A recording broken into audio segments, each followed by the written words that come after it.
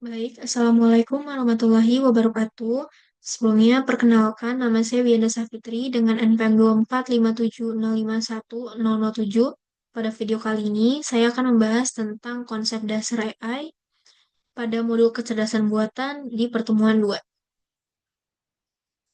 Di sini terdapat gambaran umum di mana pertemuan ini membahas konsep dasar dari artificial intelligence sebagai fondasi dalam memahami perkembangan dan penerapan sistem cerdas.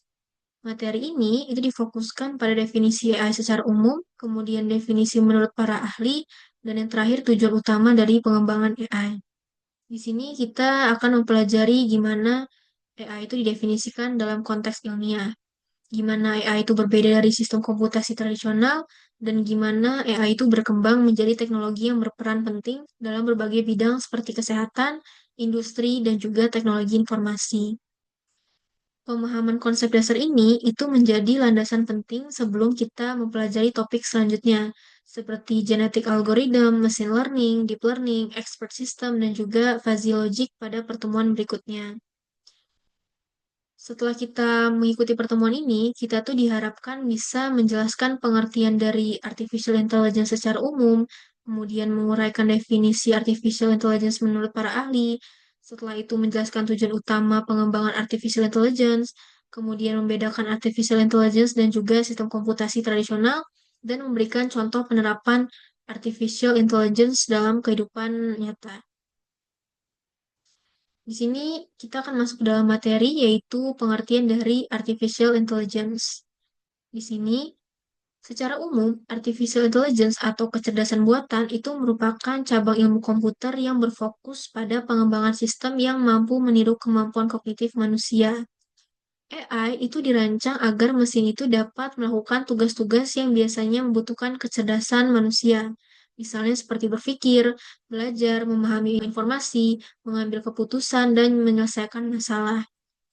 Secara konseptual, AI itu bukan hanya tentang membuat mesin pintar, tetapi tentang gimana suatu sistem itu bisa memproses informasi dari lingkungan, menganalisis data, dan juga menarik kesimpulan. Dan yang paling penting itu dia bisa mengambil tindakan secara rasional.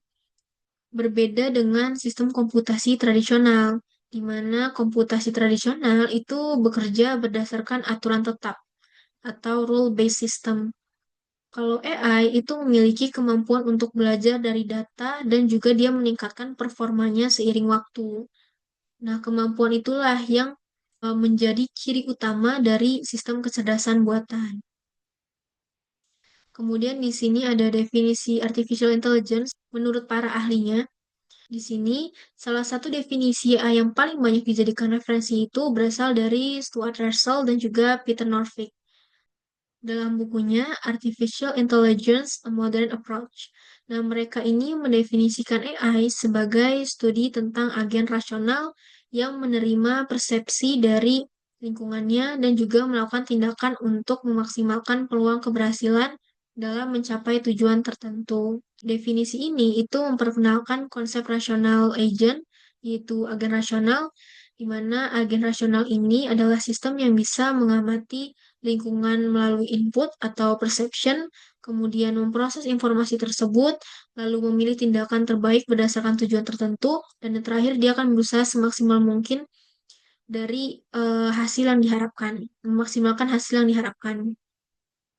Nah, definisi ini itu menekankan bahwa AI itu tidak harus meniru manusia secara persis, tapi harus bertindak secara rasional dan optimal dalam mencapai tujuan. Di sini ada beberapa pendekatan dalam mendefinisikan AI. Ada thinking humanly, di mana sistem itu meniru cara berpikir manusia. Kemudian ada acting humanly, di mana sistem itu bertindak seperti manusia. Kemudian ada thinking rationally, sistem yang menggunakan logika formal. Dan yang terakhir itu ada acting rationally, di mana sistem itu memilih tindakan terbaik secara rasional. Nah, saat ini yang paling banyak digunakan dalam pengembangan AI modern itu adalah pendekatan dari acting rationally. Jadi pada intinya, AI itu adalah cabang dari ilmu komputer yang fokus untuk membuat sistem itu bisa meniru kecerdasan manusia. Misalnya kayak berpikir, belajar, memahami informasi, sampai dia tuh ngambil suatu keputusan.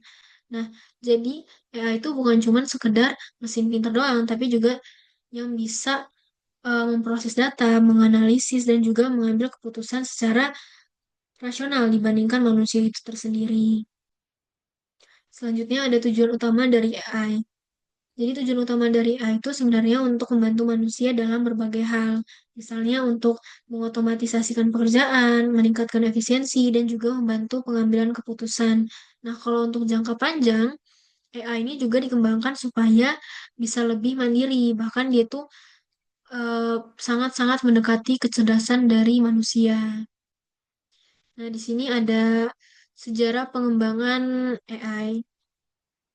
Jadi, awal mulai AI itu dimulai pada tahun 1956 di konferensi Dartmouth Conference, di mana istilah artificial intelligence ini pertama kali itu diperkenalkan pada Dartmouth Conference oleh John McCarthy dan juga tim peneliti.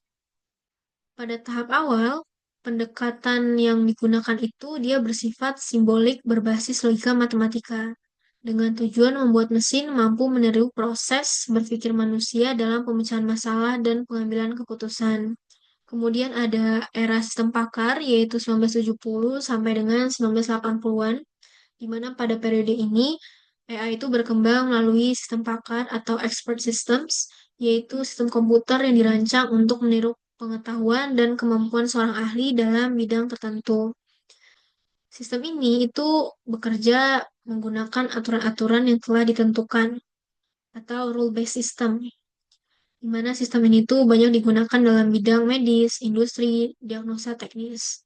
Tapi sistem ini tuh punya keterbatasan karena hanya bisa bekerja sesuai aturan yang telah diprogram. Kemudian ada era machine learning pada tahun 1990 sampai 2000-an. Pada era ini, AI itu beralih dari sistem berbasis aturan ke sistem berbasis data. Machine learning itu memungkinkan komputer itu belajar dari data tanpa diprogram secara rinci untuk setiap tugas. Algoritma seperti decision tree, habis itu ada naive Bayes, ada SVM, kemudian ada neural network itu digunakan untuk klasifikasi dan juga prediksi. Nah, pada era ini itu menjadikan dasar pengembangan AI lebih modern. Kemudian ada era deep learning atau AI modern pada tahun 2010 hingga sekarang.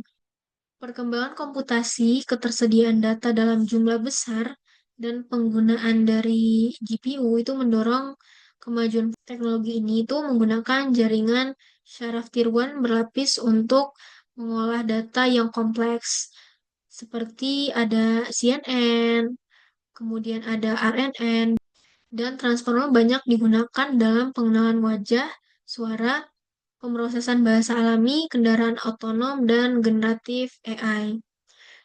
Era ini tuh dia nunjukin peningkatan kemampuan AI yang semakin maju di berbagai bidang. Selanjutnya di sini ada tujuan dari pengembangan AI. Jadi kalau pengembangan artificial intelligence atau AI itu tidak hanya bertujuan untuk menciptakan mesin yang pintar, tapi juga membangun sistem yang mampu membantu, mendukung, dan bahkan meningkatkan kemampuan manusia dalam berbagai aspek kehidupan. Secara umum, tujuan AI itu dapat dibagi menjadi dua kategori, yaitu tujuan jangka pendek dan tujuan jangka panjang. Kalau tujuan jangka pendek itu berfokus pada penerapan AI untuk menyelesaikan permasalahan praktis yang dihadapi saat ini. Kayak misalnya ada mengotomatisasi pekerjaan yang bersifat rutin dan juga berulang, kemudian ada yang meningkatkan efisiensi dan produktivitas kerja, ada menganalisis data dalam jumlah besar secara cepat dan akurat, dan yang terakhir itu mendukung pengambilan keputusan berbasis data. Contohnya itu bisa meliputi sistem rekomendasi produk, deteksi penipuan transaksi, dan lain sebagainya. Kemudian ada pengenalan wajah dan juga chatbot layanan pelanggan. Kemudian ada tujuan jangka panjang AI. Dia sifatnya itu lebih visioner dan berorientasi pada pengembangan sistem cerdas yang lebih mandiri. Yaitu dia bisa mengembangkan artificial general intelligence, yaitu sistem dengan kemampuan intelektual setara manusia. Kemudian dia juga menciptakan sistem otonom yang mampu beradaptasi secara mandiri. Yang terakhir itu membangun kolaborasi antar manusia dan mesin dalam berbagai bidang kehidupan.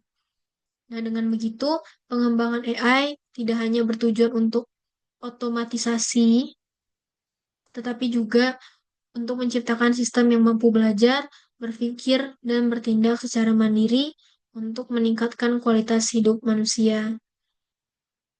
Kemudian di sini ada perbedaan AI dan juga sistem komputasi tradisional. Di sini mereka memiliki perbedaan yang mendasar dalam cara kerja, kemudian kemampuan belajar dan pemrosesan data. Tidak hanya itu, perbedaannya juga ada jenis permasalahan dan juga pendekatan dari pemrograman. Kalau dari berdasarkan cara kerja, sistem komputasi tradisional itu dia lebih berdasarkan instruksi yang telah diprogram secara eksplisit oleh manusia. Sistem ini tuh mengikuti rule base dan juga menghasilkan output yang sudah dapat diprediksi jika diberikan input tertentu.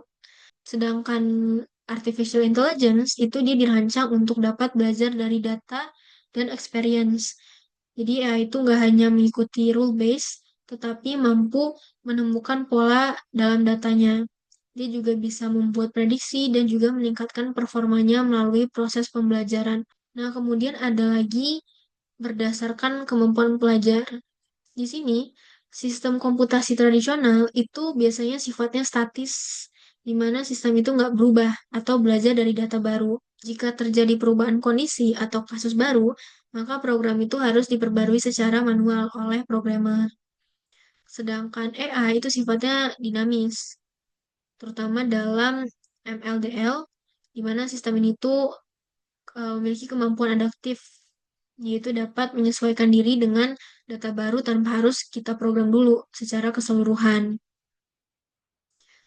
Selanjutnya, berdasarkan pemrosesan data, kalau misalkan sistem komputasi tradisional, dia unggul dalam pemrosesan data yang terstruktur dan mengikuti prosedur logis yang cenderung kaku ya. Tapi kalau misalkan AI itu dia lebih unggul dalam menganalisis data yang tidak terstruktur. Kayak misalnya ada gambar, suara, dan juga teks bebas untuk mengenali pola yang rumit. Kemudian perbedaan menurut jenis permasalahan. Di sini ada kalau misalkan pada sistem komputasi tradisional, itu biasanya cocok untuk perhitungan matematis, kayak misalnya ada kalkulator atau sistem akuntansi. Kemudian ada sistem administrasi, ada pengolahan data terstruktur, ada proses dengan aturan yang jelas dan juga tetap. Tapi kalau misalkan AI itu cocok untuk pengenalan wajah dan suara, penerjemahan bahasa, sistem rekomendasi, kayak misalnya ada Netflix, Shopee, dan juga YouTube. Kemudian ada kendaraan otonom dan juga deteksi penyakit berbasis citra medis. Nah, yang terakhir itu dia perbedaan berdasarkan pendekatan pemrograman. Nah, kalau di sistem komputasi tradisional, seperti biasa caranya tuh cenderung lebih sederhana, di mana kita punya input lalu diproses oleh program, nanti hasilnya itu adalah output yang sudah pasti. Tapi kalau misalkan si AI, itu pendekatannya berbeda. Di AI, sistem itu belajar dari data, jadi kita punya input dan output dulu, lalu dari situ sistem itu membentuk model. Nah, setelah modelnya itu terbentuk, kalau kita kasih data baru, sistem itu bisa memberikan prediksi berdasarkan model tersebut. Jadi intinya kalau AI itu nggak hanya menjalankan instruksi, tapi belajar dari data yang membuat keputusan.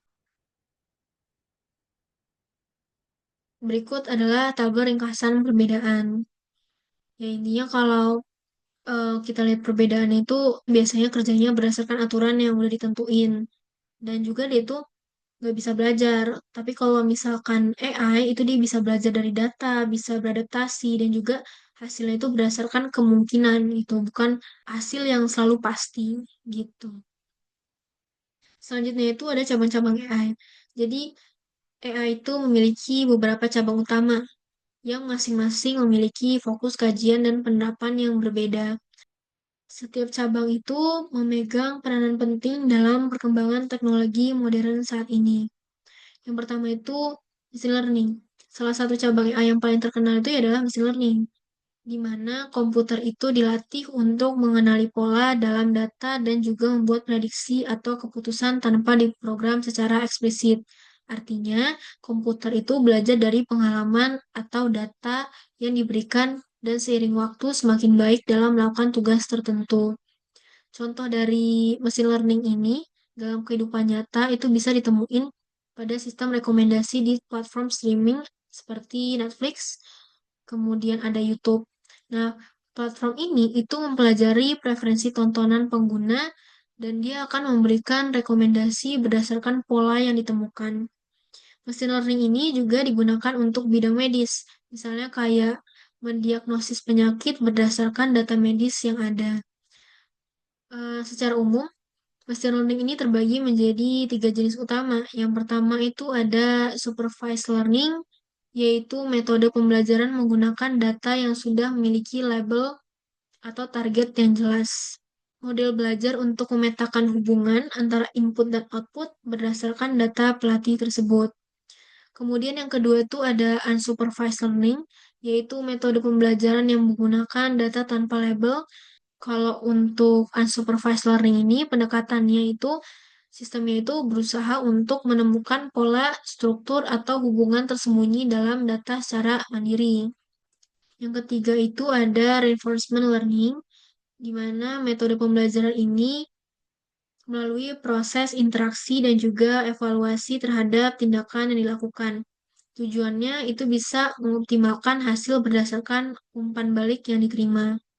Selanjutnya ada deep learning, pembelajaran mendalam, di mana cabang AI ini merupakan bagian dari machine learning dan juga dia menggunakan model dengan banyak lapisan atau deep neural networks untuk memproses data dalam jumlah yang besar.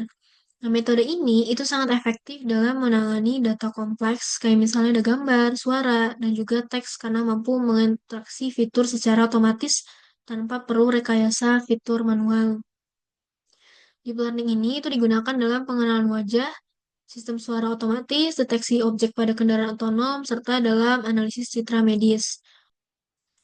Perkembangan teknologi komputasi dan juga ketersediaan big data itu membuat deep learning menjadi salah satu pendekatan paling dominan dalam pengembangan AI modern. Selanjutnya ada natural language processing, di mana pemrosesan bahasa alami adalah cabang AI yang berfokus pada interaksi antara komputer dan juga bahasa manusia. Cabang AI ini itu memungkinkan komputer untuk memahami, menginterpretasi, dan juga menghasilkan bahasa manusia dengan cara yang lebih alami. Ini mencakup tugas kayak pengenalan suara, penerjemahan bahasa, dan juga analisis sentimen. Cabang ini tuh digunakan di berbagai aplikasi sehari-hari. Misalnya kayak ada asisten virtual, kalau dalam iPhone tuh namanya Siri, ataupun ada Alexa. Nah, dia tuh bisa memahami perintah suara kita. Cabang ini juga itu digunakan dalam chatbots untuk membantu customer service serta dalam penerjemah bahasa otomatis kayak Google Translate. Jadi bisa memungkinkan komunikasi lintas bahasa secara lebih mudah. Kemudian ada computer vision atau visi komputer. Jadi computer vision ini merupakan cabang AI yang bisa memungkinkan komputer itu bisa melihat dan juga menganalisis gambar atau video dengan cara mirip dengan manusia. Nah, visi komputer ini memanfaatkan algoritma dan juga model pembelajaran mendalam, yaitu deep learning, untuk mengenali objek, wajah, teks, dan bahkan menganalisis gerakan dalam video. Penerapan dari computer vision itu luas banget. Kalau misalkan kita lihat dari dunia otomotif ya, teknologi ini tuh digunakan dalam mobil otonom untuk mengenali jalan, rambu lalu lintas, dan juga pengemudi lain di sekitar mereka. Terus kalau untuk dari segi kesehatan, computer vision ini digunakan untuk menganalisis gambar medis seperti ronsen atau MRI, di mana dia itu membantu dokter untuk mendeteksi penyakit dengan lebih cepat dan juga akurat. Kemudian di sini ada expert systems, yaitu sistem pakar, di mana sistem ini tuh dirancang untuk meniru kemampuan berpikir seorang ahli di bidang tertentu. Sistem ini tuh dia menggunakan basis pengetahuan yang sangat spesifik dan aturan logika untuk menyelesaikan masalah atau memberikan saran berdasarkan informasi yang ada. Sistem pakar itu banyak digunakan di industri, misalnya dalam diagnosa medis, di mana mereka tuh bisa ngebantu dokter dalam menentukan kemungkinan penyakit berdasarkan gejala yang ditemukan. Kemudian sistem ini tuh juga bisa digunakan di bidang keuangan. Dia biasa digunakan untuk membantu menganalisis data pasar dan juga memberikan rekomendasi investasi. Yang terakhir itu ada fuzzy logic, di mana fuzzy logic ini atau logika fuzzy itu adalah cabang AI yang menangani konsep ketidakpastian dan nilai yang tidak tegas. Artinya itu tidak hanya benar atau salah. Berbeda dengan logika klasik yang bersifat biner, yaitu nol ataupun satu. Fuzzy logic itu memungkinkan suatu nilai memiliki derajat keanggotaan tertentu. Misalnya ada cukup panas, agak dingin, atau sangat dingin. Logika fuzzy itu banyak digunakan dalam sistem kontrol. Misalnya pada mesin cuci otomatis, sistem pendingin ruangan, atau biasa kita sebut AC ya. Dan juga ada kendaraan, di mana keputusan itu perlu dibuat berdasarkan kondisi yang tidak sepenuhnya pasti. Pendekatan ini itu memungkinkan sistem mengambil keputusan yang lebih fleksibel dan mendekati cara berpikir manusia dalam situasi yang ambigu. Nah, selanjutnya ini ada penerapan AI di kehidupan nyata. Teknologi ini itu bisa ngebantu manusia dalam meningkatkan efisiensi dan juga kualitas pekerjaan di berbagai bidang. Nah, di sini ada beberapa penerapan AI di dunia nyata di bidang-bidang tertentu. Ada bidang kesehatan, keuangan, dan juga ada transportasi, ada pendidikan, media sosial, atau e-commerce. Kalau untuk kesehatan, diagnosis penyakit itu menggunakan citra medis, di mana AI ini menganalisis citra medis seperti ronsen, CT scan, ada tadi MRI, untuk mendeteksi penyakit dengan lebih cepat dan akurat. Sistem berbasis machine learning ini mampu mengenali pola atau kelainan pada organ tubuh, kayak misalnya ada kanker ataupun penyakit jantung. Kemudian ada pengobatan kanker dengan terapi gen. AI ini membantu analisis data genetik untuk mendukung terapi gen, yaitu modifikasi sel atau sistem imun, gunanya untuk menghambat pertumbuhan sel kanker dan juga meningkatkan efektivitas pengobatan. Selanjutnya ada keuangan, di mana dia di sini itu bisa deteksi penipuan. Di sini AI itu bisa memantau transaksi secara real time dan mendeteksi aktivitas mencurigakan berdasarkan pola perilaku pengguna sehingga meningkatkan keamanan sistem keuangan. Kemudian di sini ada analisis resiko kredit, di mana AI itu membantu bank atau lembaga keuangan dalam menilai kelayakan kredit calon nasabah. Sistem menganalisis riwayat transaksi, pendapatan, dan data keuangan. Nah, proses ini itu membuat persetujuan pinjaman menjadi lebih cepat, akurat, dan juga objektif. Kemudian di sini ada transportasi, ada kendaraan otonom, di mana AI itu digunakan pada kendaraan otonom untuk mengenali rambu lalu lintas. Kemudian ada marko jalan, kendaraan lain, serta pejalan kaki melalui sensor dan kamera. Sistem ini kemudian memproses data tersebut untuk mengambil keputusan seperti mengerem, berbelok, dan mengatur kecepatan. Teknologi ini tuh bertujuan untuk meningkatkan keselamatan dan mengurangi risiko kecelakaan akibat kesalahan manusia. Selanjutnya ada prediksi lalu lintas dan juga keterlambatan, di mana AI itu menganalisis data lalu lintas dan cuaca untuk memprediksi kemacetan. Dia juga bisa memperkirakan waktu kedatangan serta membantu optimalisasi pengaturan lampu lalu lintas. Selanjutnya dia ada untuk bidang pendidikan, yaitu ada smart content, di mana AI itu merekomendasikan materi belajar sesuai kebutuhan dan kemampuan siswa sehingga pembelajaran itu menjadi personal.